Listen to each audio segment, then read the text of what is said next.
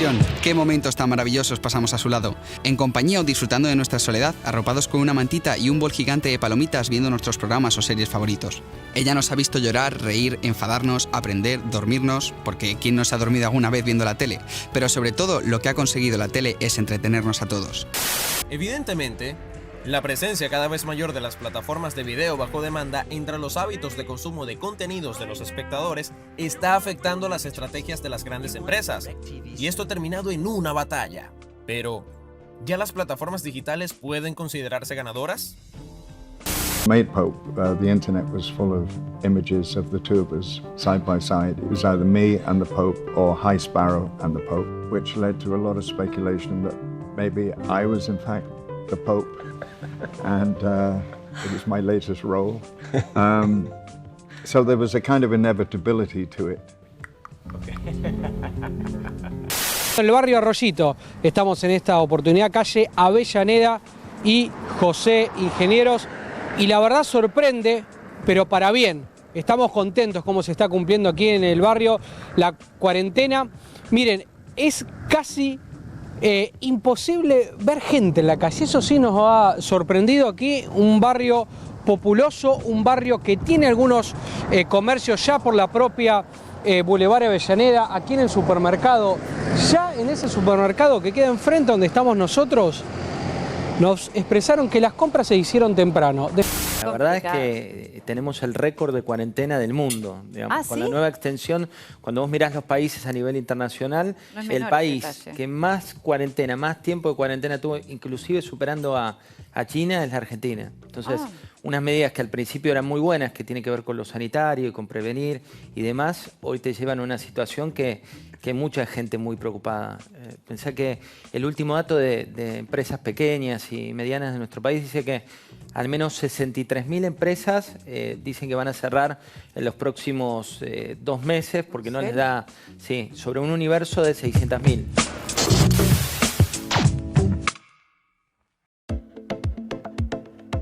Si hay algo que distingue a esta época de otras, es la oportunidad de vernos como debajo del vidrio de un microscopio, de mirar cómo estamos viviendo en esta época tan extraña que nos tiene encerrados en nuestros espacios, donde encontramos el refugio y donde encontramos también un momento para desviar la mirada de la realidad.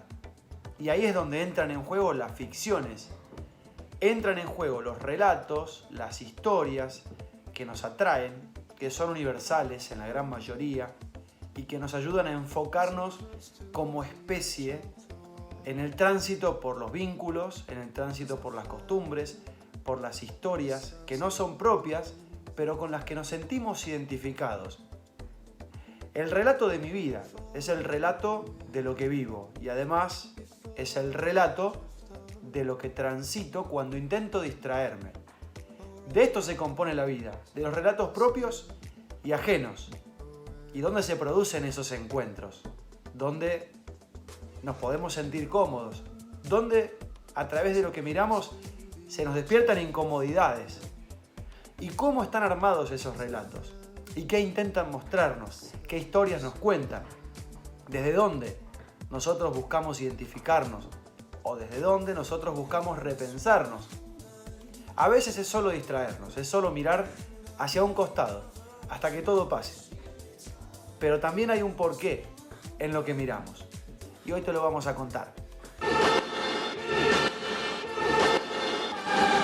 Este confinamiento ha demostrado algo tajantemente. La gente quiere ver series y películas, quiere informarse desde casa. Por eso la cuarentena hizo que todas las plataformas crezcan en usuarios y también el encendido de la televisión abierta. Luciana Boglioli es periodista especializada en espectáculos en Diario La Capital de Rosario. Nos cuenta que hay una guerra entre plataformas que se juega en un campo que no conocíamos. Todos los dispositivos que tenemos en casa. La pregunta es si hay lugar para todas las plataformas. Hoy hay un montón de plataformas de streaming que tienen contenidos muy interesantes de películas, de series, de documentales.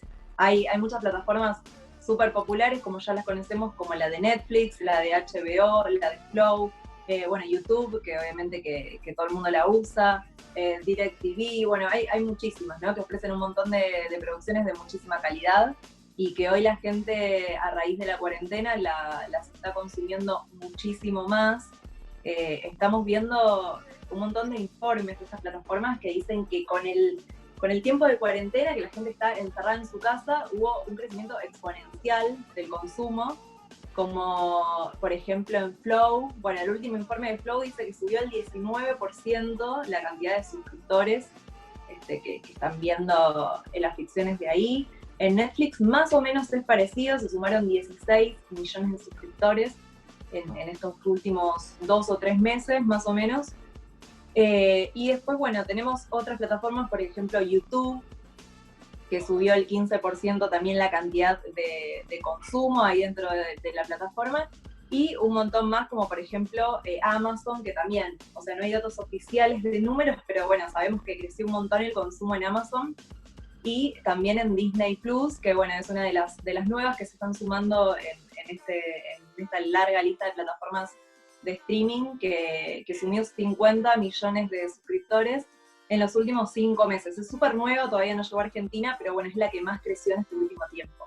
Laura Ascurra es actriz y forma parte del colectivo de actrices argentinas que alzaron su voz a favor de los derechos de las mujeres. Laura además conoce la industria desde adentro y desde muy chica asistió a todos los cambios culturales que moldearon los últimos 20 años de las ficciones en la industria del entretenimiento. La televisión que nosotros empezamos haciendo es la televisión del siglo pasado, con lo cual había otras reglas, era otro momento del mundo, era otra la sociedad también, y estaba conformado aquella acción en la que la familia se sentaba a ver un programa que salía a determinado horario.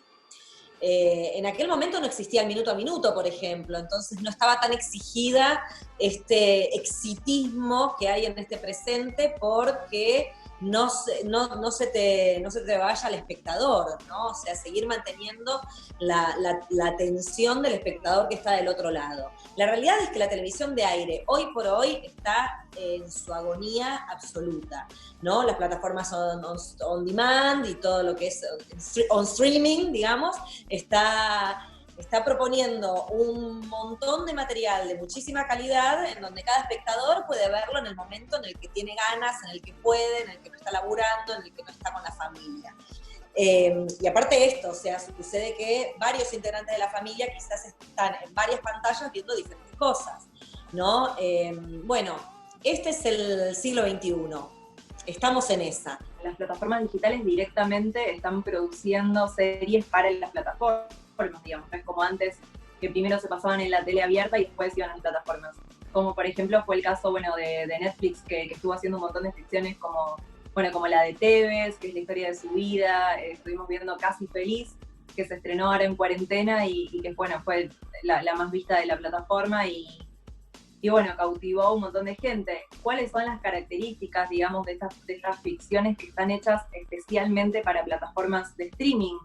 Claro. Por ejemplo, bueno, obviamente la duración, que son muchísimo más cortas que las anteriores. Por ahí antes un capítulo de una serie que veíamos 10 años atrás tenía 1 hora o 50 minutos, y las nuevas series que se hacen especialmente para YouTube o para otras plataformas duran más o menos entre 7 y 13 minutos.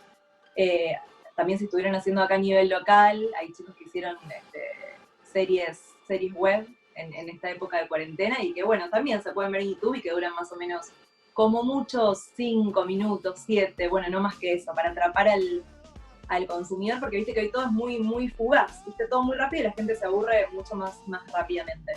Una guerra por la atención, ¿no? Por captar la atención.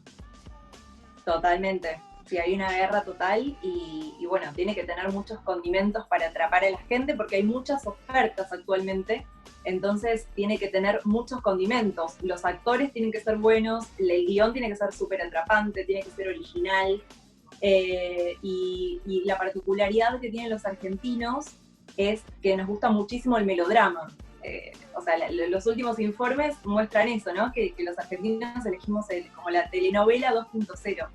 Entonces tenemos tendencia por ahí, por esas historias de la vida cotidiana, ¿viste? Que tienen como pequeñas cosas que hablan, no sé, de las relaciones, del divorcio, del amor, del día a día, digamos, no cosas tan grosas o tan lejanas, sino cosas un poquito más cercanas y cotidianas. Y este año solamente se estaba proponiendo, se estaban grabando 2 ficciones, una de las cuales yo tenía un personaje en separadas y otros estaban terminando de hecho quedó sin terminar de grabar una parte del Tigre Verón, creo que en la segunda parte. Creo que sí, eso. Fueron las 2 únicas ficciones nacionales que se venían grabando hasta el momento.